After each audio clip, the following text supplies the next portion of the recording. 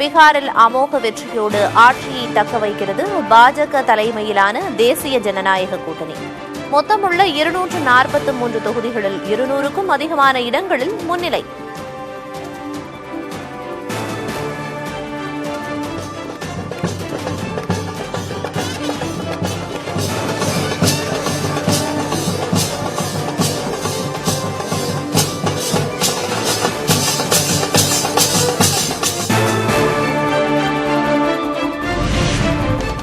பீகாரில் 143 தொகுதிகளில் போட்டியிட்ட ஆர்ஜேடி 25 இடங்களில் மட்டுமே முன்னிலை. அதிகாரப்பூர்வ எதிர்க்கட்சி அந்தஸ்தை பெறுவதற்கு போராட்டம்.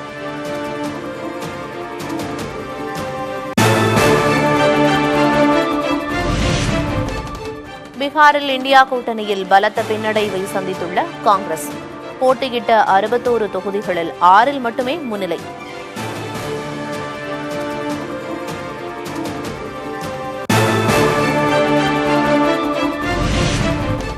ஒரு தொகுதியில் கூட முன்னிலை பெறாத தேஜ் பிரதாப்பின் ஜன்சக்தி ஜனதா தளம். மஹுவா தொகுதியில் தேஜ் பிரதாப் யாதவ் தோல்வி.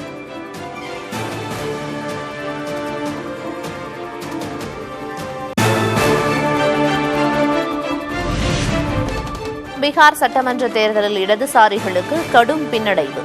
போட்டியிட்ட 33 தொகுதிகளில் 3 இடங்களில் மட்டுமே முன்னிலை.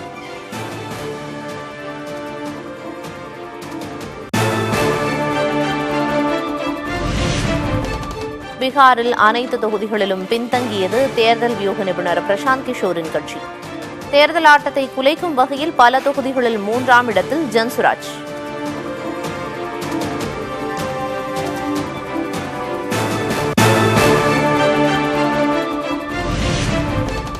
டெல்லியில் உள்ள பாஜக தலைமை அலுவலகத்தில் பிரதமர் மோடிக்கு உற்சாக வரவேற்பு. பீகார் வெற்றியை கொண்டாடும் தொண்டர்கள்.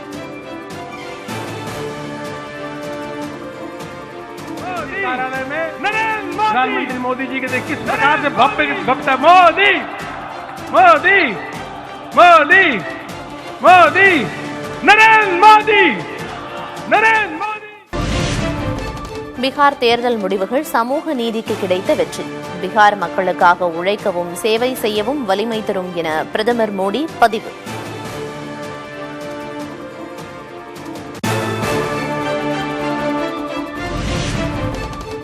பிரதமர் மோடி தனக்கு அளித்த ஆதரவுக்கு நன்றி தெரிவிப்பதாக நிதிஷ்குமார் பதிவு. நாட்டின் மிகவும் வளர்ந்த மாநிலங்களின் பட்டியலில் பீகார் சேர்க்கப்படும் என உறுதி.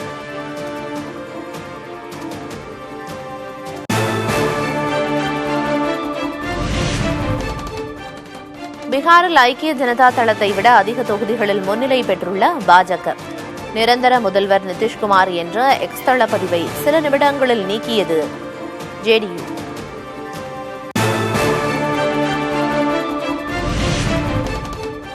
பிற மாநிலங்களைப் போல பீகார் திருட்டு நடந்திருப்பதாக கர்நாடக முதல்வர் சித்தராமையா குற்றச்சாட்டு.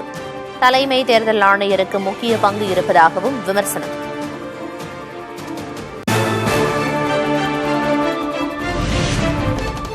பீகார் தேர்தல் தோல்வி குறித்து காங்கிரஸ் சுய பரிசோதனை செய்ய வேண்டும். மூத்த காங்கிரஸ் தலைவர் சசி தரூர் கருத்து.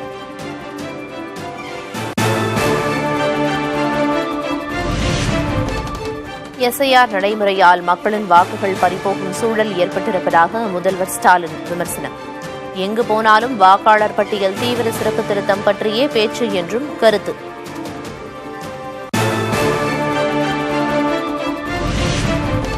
எஸ்ஐஆர் படிவத்தில் குழப்பம் இல்லை என எடப்பாடி கே பழனிசாமி பேட்டி.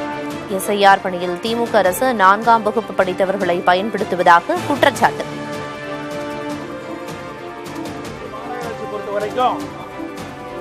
அந்த பிஎல்ஓவாக நியமிக்கப்பட்டவர்கள் 4ஆம் வரை தான் படிச்சிருக்கிறார்.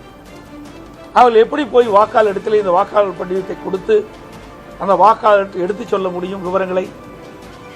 இதை நான் சம்பந்தப்பட்ட அதிகாரிகளிடத்திலே எங்களுடைய கழக நிர்வாகிகள் பொறுப்பாளர்கள் தெரிவித்தும் கூட அதையெல்லாம் மாற்றாமல் இருக்கின்றார்கள்.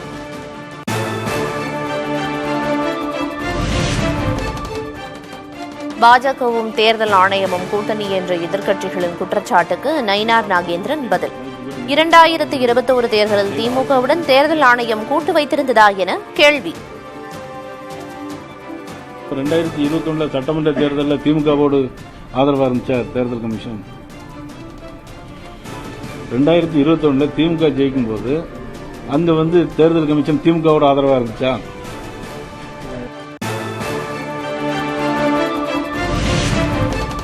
வெற்றி பெற்றால் துள்ளி குதிப்பதும் தோல்வியடைந்தால் கவிழ்ந்து படுப்பதும் காங்கிரசுக்கு தெரியாது. பீகாரில் தோற்கவில்லை, வெற்றி வாய்ப்பையே இழந்திருப்பதாக தமிழக காங்கிரஸ் தலைவர் செல்வ பெருந்தகை கருத்து. வெற்றி பெற்றால் துள்ளி குதிப்பதும் வெற்றி வாய்ப்பை இழந்தால் கவுந்தரிசி படுத்துக்கிற கட்சி காங்கிரஸ் பேரிக்கம் கிடையாது. தோல்வின்னு சொல்ல முடியாது, வெற்றி வாய்ப்பு இழந்திருக்காங்கன்னு சொல்றாங்க.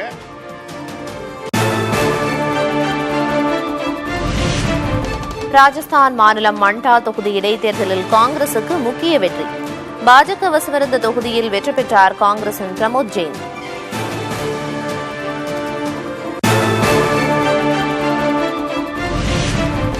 நெல்லை, தேனி, தென்காசி, கன்னியாகுமரி, தூத்துக்குடி மாவட்டங்களில் இன்று கனமழை பெய்யும்.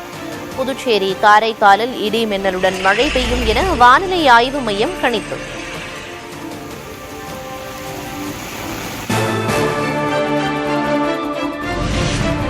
கடலோர தமிழகத்திலும் உள் தமிழகத்திலும் நாளை மழை பெய்யும். புதுச்சேரி, காரைக்காலின் ஒரு சில இடங்களில் மழை பெய்யும் என கணிப்பு.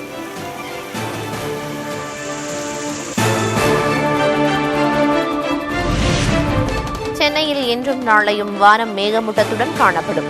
நகரின் ஒரு சில இடங்களில் மழைக்கு வாய்ப்பு என்றும் வானிலை ஆய்வு மையம் தகவல்.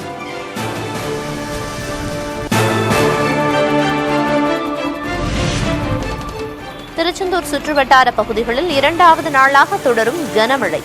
சிவன்கோவில் வளாகத்திற்குள் தேங்கிய மழைநீர்.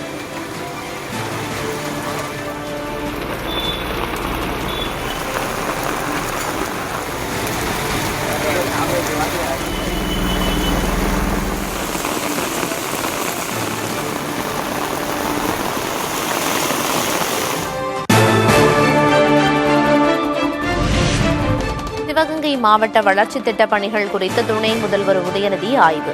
காரைக்குடி அழகப்பா பல்கலைக்கழக வளர்தமிழ் நூலகத்தையும் பார்வையிட்டார்.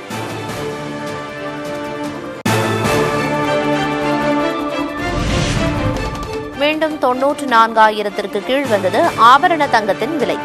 ஒரே நாளில் சவரனுக்கு 1,280 ரூபாய் குறைந்தது.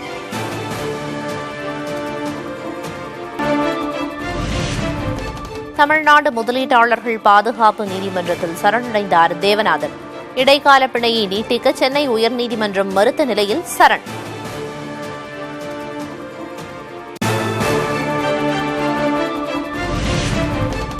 ஆந்திராவில் கூகுளை தொடர்ந்து ரிலையன்ஸ் நிறுவனமும் மிகப்பெரிய டேட்டா சென்டரை அமைக்கிறது. முதல்வர் சந்திரபாபு நாயுடு எக்ஸ் தளத்தில் பதிவு.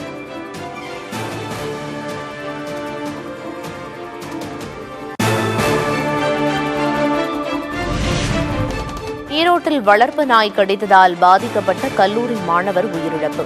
கோவை அரசு மருத்துவமனையில் சிகிச்சை பலனின்றி உயிரிழந்த சோகம்.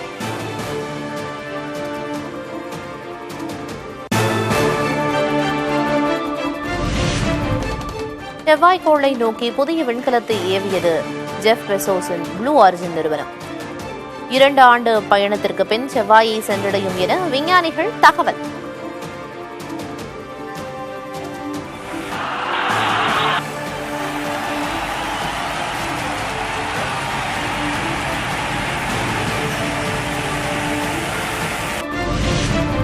இந்தியாவுக்கு எதிராக கொல்கத்தாவில் தொடங்கிய முதல் டெஸ்டில் 159 ரன்களுக்கு சுருண்டது தென்னாப்பிரிக்கா. 5 விக்கெட்டுகள் வீழ்த்தி அசத்திய ஜஸ்பிரித் பும்ரா.